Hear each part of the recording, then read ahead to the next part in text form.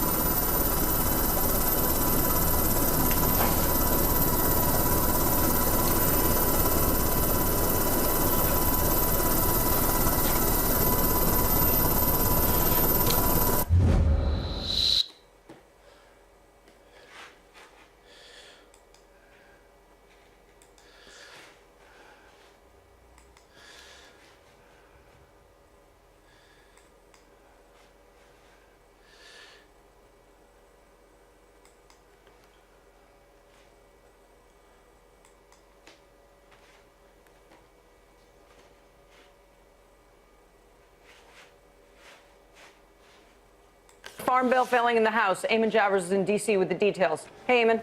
Yeah, hi, Michelle. This one is usually fairly non-controversial. A farm bill is one of those things that people on both sides of the aisle really like.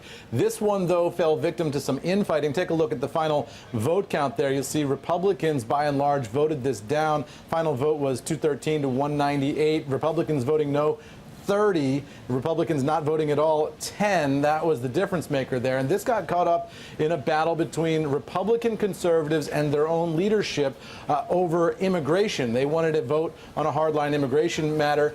They weren't convinced that they were getting what they've been promised from their leadership, so they voted this bill down.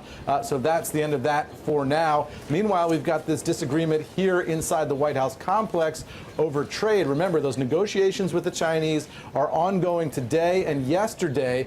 We've been told by sources familiar that Peter Navarro, who is at sort of an ideological impasse with the Secretary of the Treasury, Steven Mnuchin, over Chinese trade, Peter Navarro did not go to the formal dinner last night, didn't attend any of the negotiating sessions, even the ones he was invited to yesterday. That represents a real split here over the issue of how far to go to negotiate with the Chinese. What's on the table and what's not on the table. I am told that there was a $200 billion proposal on the table last night from the Chinese in terms of lowering the trade deficit with the United States. It didn't go anywhere, though. The Chinese side in Beijing overnight denied that that was going to be a concession that they were going to be offering. So we'll wait and see how these negotiations develop through the rest of the day today, guys, and see whether they can resurrect that proposal or others, and also what the U.S. side is willing to trade away. Hey there, thanks for checking out CNBC on YouTube. Be sure to subscribe.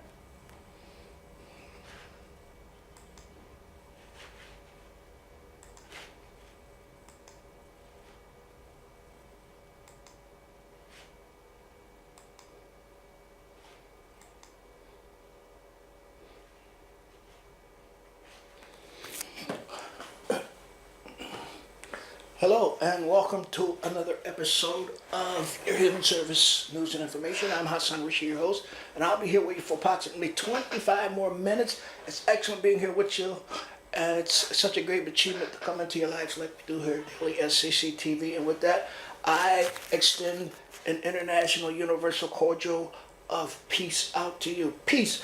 And I'd like to remind you that this is a holiday weekend, so this is not a typical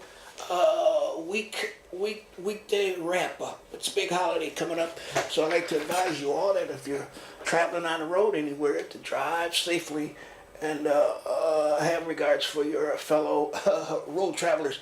And don't forget now, if you're going up to Canada, you got to have a passport to get across the border. If you're going up to Canada for the holidays, spend the holidays up in Canada, drive safely, and don't forget to bring your passport. Okay, so until then, until after after Memorial Day, well, until now, I wish you happy holiday weekend, Memorial Day weekend. Okay, I guess you're wondering about that video. That video opening we had was provided through the courtesy of the folks out in Hawaii. And you know, my deepest sympathies and sincerest condolence go out to all those folks out there that are experiencing grave difficulty during this natural experience with this natural disaster out there. It doesn't seem to want to let up. And that video that you saw was from just yesterday. And you see it's still blazing hot out there in Hawaii. And once again, I extend my deepest sympathies out to the folks out in Hawaii. And I played that video, so hopefully that you'll do the same, because volcano is nothing to be playing with. And pretty soon they're talking about it's going to hit some type of nuclear plant or something, you know, out there. They got out there in that big island. And if that volcano hits that, that whole island can go. So that's why I say once again, my deepest sympathies out to the folks out in Hawaii, okay, and all their relatives, friends, and relationships. You know, last week, not last week, but the week before last, we did a show, special show on in commemoration of Our Homes, Our Voices, National Housing Week. And you know, there was a lot of different celebrations and commemorations of Our Homes, Our Voices, National Housing Week all over the country. It was national. It was national. And it had several events here in Cambridge. All week they ran events in Cambridge. All week they ran events in Boston that related to Our Homes, Our Voice, our housing, a National Housing Week in Cambridge. And we did a little, I got here late, but we did a little something on it here at your Human Service News and Information. But I like to just read a little bit from Spirit Change. They had a big article about some of the activities over in Boston. And a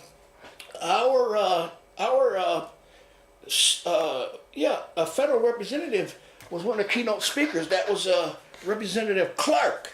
And she spoke on at this event in honor of Our Homes, Our Voices National Housing Week, which is sponsored or put on by the National Low Income Housing Council Coalition. And I'm going to read some of the things that happened during that event over there in Boston during National Housing Week from May 1st to May 8th. So this is an article in Spirit Change entitled Housing Forum Evaluates Mass Affordable Housing. You see, that's what it was all about, to support the creation of more affordable housing, because that's what there's a affordable housing gap, and they want everyone to work towards addressing that gap. Okay, do something. You know, you don't have to be a politician to work towards creating more affordable housing. Okay, so I quote, on May 1st, housing advocates and city and state officials gathered together for a forum about the condition of state and federal affordable housing programs and what it means for housing throughout the Commonwealth. The event was hosted by Metro Boston Housing at their headquarters and marked the beginning of Our Homes, Our Voices National Housing Week of Action. The forum included 6 panelists, and they moderator and Representative Catherine Clark provided opening remarks. Clark denounced the Trump administration's efforts to cut funding for federal housing programs and increase subsidized tenant rents. President Donald Trump proposed budget also included deep cuts to the the Department of Administration's new guideline that would increase the cost of low-income tenant rents for the first time in years. We've made significant federal investments in housing. So that's just a small synopsis, a brief summary of some of the things that happened during National Housing Week of Action, Our Homes, Our Voices, and that was one of the biggest events. They had people from several different organizations, including the National Low Income Housing Coalition. They had Diane Ginkgo, okay, she's a CEO, and they had also I can't pronounce that name, but they had the CEO of CHAPA. That's another organization in Buffalo. It relates to housing, okay, and they had several other people. But eventually, before the month's out, before the year's out, we're going to try to get to still update you on some more information concerning that event, especially if there are any videos available. I couldn't find any videos to run for you, but I know somewhere there's someone has taken some footage of that event. So as soon as we get it, we'll share it with you.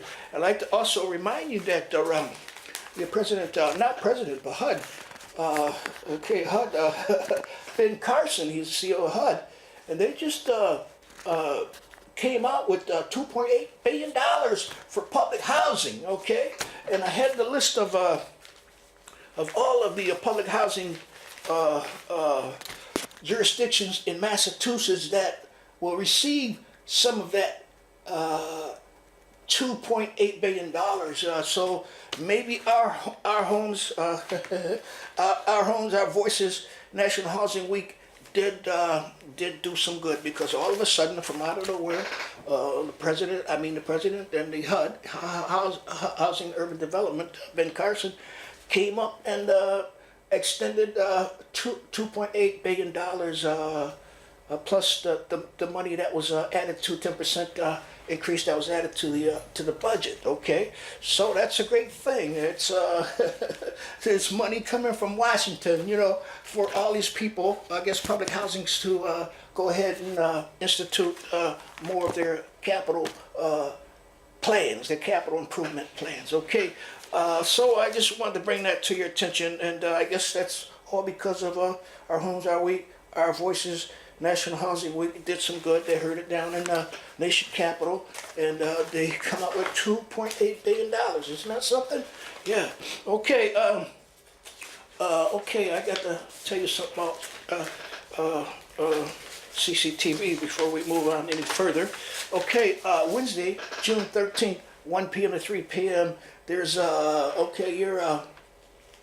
a program here entitled Age Engage with Google for people over 50. So you're invited to register today to reserve your seat. That's Wednesday, June 13th, 1 p.m. to 3 p.m. Age Engage is a collaboration between Google and CCTV to teach individuals over 50 how to use the internet. During Age Engage, people over 50 are paired with the Google employees for one-to-one training. The trainings are designed to teach participants internet skills according to their interests and experience. Participants can learn things like how to search the World Wide Web, send and receive emails, share photos and videos, pay bills online, and more. So if you like additional information, you're invited to please contact Michael Rodriguez at 617-401-4058 or Michael at cctv.org for more information. That's Age Engage with Google for people 50 plus. So you come on out if you heard that and I heard this announcement, and if you'd like to begin to become computer savvy, well, this is the program for you if you're over 50. That's Age Engage with Google for people over 50. That's Wednesday, June 13th, 1 p.m. to 3 p.m. And once again, you can call here at CCTV about that. You can call Michael at 617-401-4058. Okay, another thing happened since the last time I saw you. There was a farm bill on the chopping block. The Republicans had a farm bill, and they wanted to take away from SNAP benefits. So the poor people who receive SNAP, which is the food stamp program, the former food stamp, it was known as food stamp in the former days. but now it's called SNAP, S-N-A-P. And the Republicans had a bill on a bill to cut benefits, SNAP benefits, but they failed. It failed. So I got a little video on it, and I want to share that with you. And it's about the failing of the bill to the efforts to cut food stamps. Okay, it's okay. We're gonna have that on. Just tolerate me for a few more minutes, okay?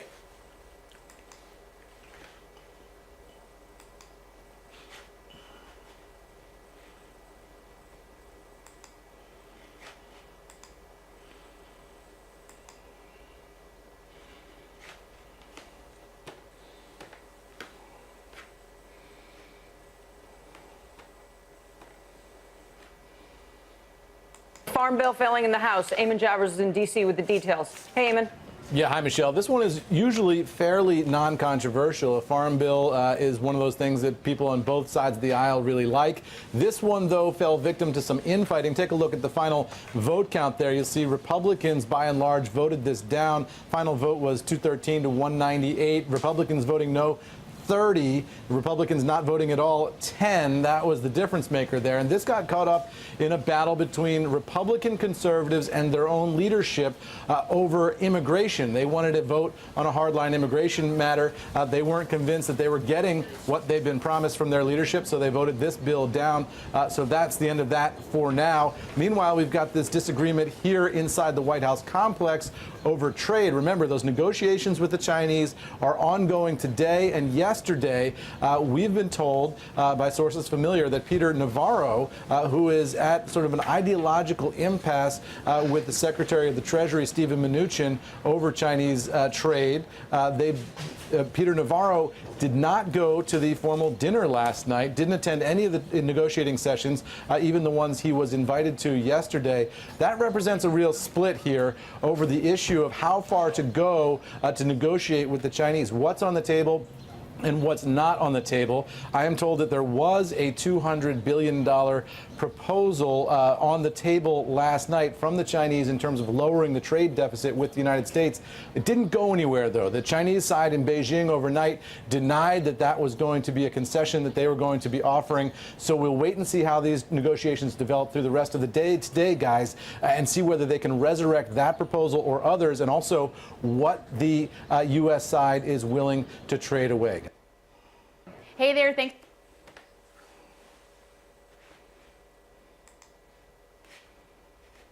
for checking out CNBC on YouTube.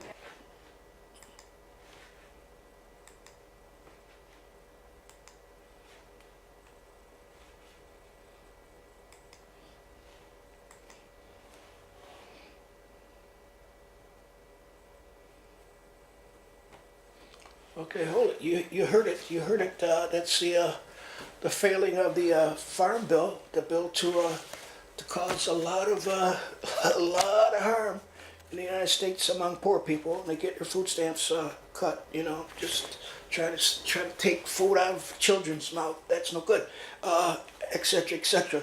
Okay, I got another one too. Another thing happened down in Washington D.C. recently, and that was there's talk about rent increases, increasing the rents of poor people, especially poor people who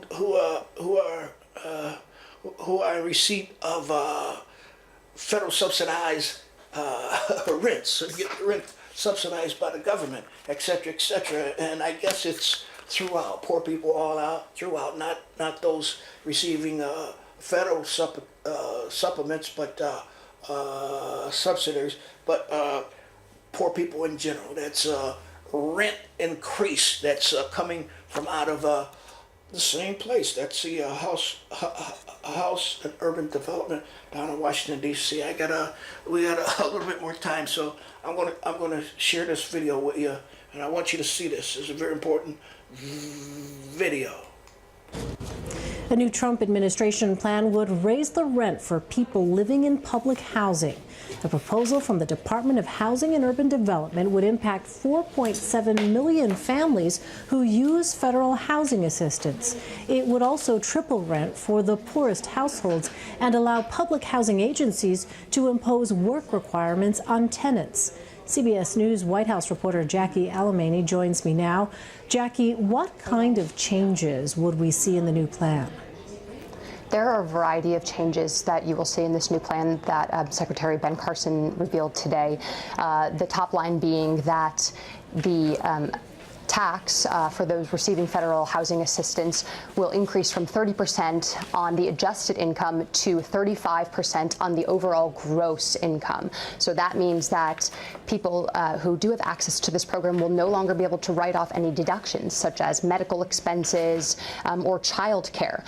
So it's not just an additional rent that they're going to be paying, but they're also going to be losing access to that deduction. There also, as you mentioned, will be work requirements, which is especially concerning to some experts, as the nature of work for people, for low-income families, is often unpredictable. So if you have these lower-income families who all of a sudden have to report to their housing managers or to their landlords a consistent weekly job report, it's possible that many people will be losing access to housing that they shouldn't be losing access to.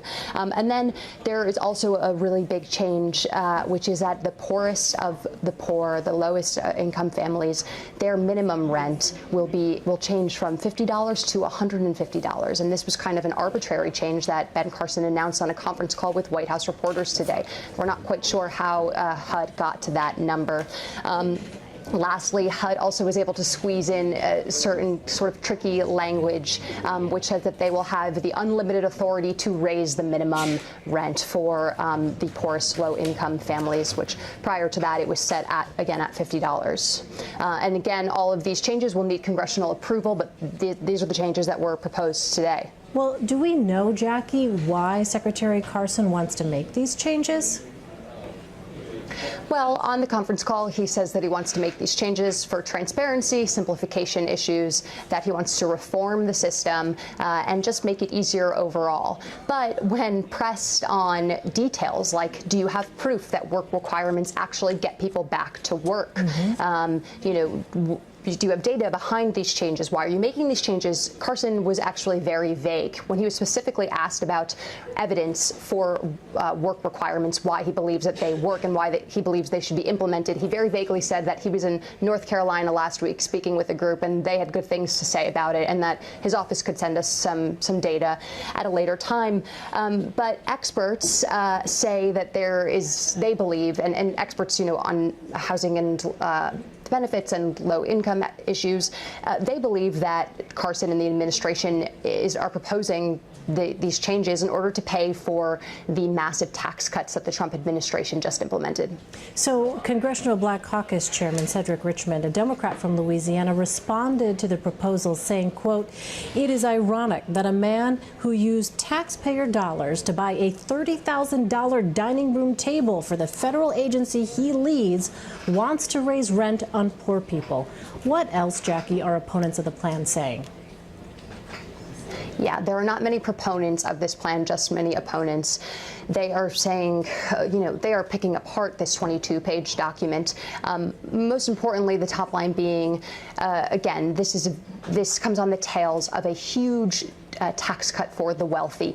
Banks just saved $3.4 billion in the past quarter because of these tax cuts. And meanwhile, you have HUD trying to cut benefits for the neediest, the most destitute, the lowest income population. A lot of experts also say that the evidence is clear. If you want to encourage social mobility, the number one issue, the number one problem and barrier to social mobility is having access to housing. And so what this administration should be doing is actually, if anything, increasing access to housing. But this action is really... Okay, so you got the drift of it. That's increasing the rents of poor people. Washington at HUD today, they're very perplexing. They just released $2.8 billion to public housing, and now they're still talking about increasing the rent to poor people. Perplexing. I mean, there's some strange things coming out of Washington, D.C. And, but the more information, the more insight that we can get into those strange happenings, we're going to share them with you right here at your Human Service News and Information. Before we leave you, I'd like to tell you that now you don't have to wait until June 13th for the Age Engaged with Google for people over 50 to come and learn and get insight into the world of internet, computers, etc., etc. You can come right here at CCTV if you're over 50 on Mondays and Thursdays from 1 p.m. to 3 p.m. And those are the drop-in hours for people age 50. And you can do all kind of things that relates to becoming computer savvy, computer skills. Okay, that's what they call it too. So I'm Hasson Rashid, but if you like more information on what's happening right here at CCTV, you can come in and pick up the Open Studios CCTV's newsletter. And one more thing now, on Memorial Day, that's coming up. That's the Monday, May 28th. Cambridge Veteran Services, Cambridge Veteran Organization presents Memorial Day Parade. Okay, so don't you forget that. That's Memorial Day. That's Monday, May 28th. That's a parade and observance, and it starts at 9:30 a.m. At the Cambridge Commons, proceeds through Harvard Square, up Mount Auburn Street to Coolidge Avenue, concludes at the Cambridge Cemetery. 11 a.m. observance at the Cambridge Cemetery. 12:15 observance at the Wheat Bridge, Charles Rivers Memorial Drive. 12:30 p.m. Collation WFW Mount Auburn Post 8818, 688 Huron Avenue. So that's the Memorial Day Parade, big Memorial Day Parade, Monday, May 28th, sponsored by the Cambridge Veteran Service and Cambridge Veterans Organization. I'm Hasson Rashid. I always remind you that you're keeping those clean, play straight, and don't forget to assist those in need of your help. Until next time, I leave you with the universal greeting of peace. Peace be unto you, and happy Memorial Day weekend. Drive safe, my friends. In line with everything that the Trump administration has proposed so far. Director Mulvaney in the last budget presentation, her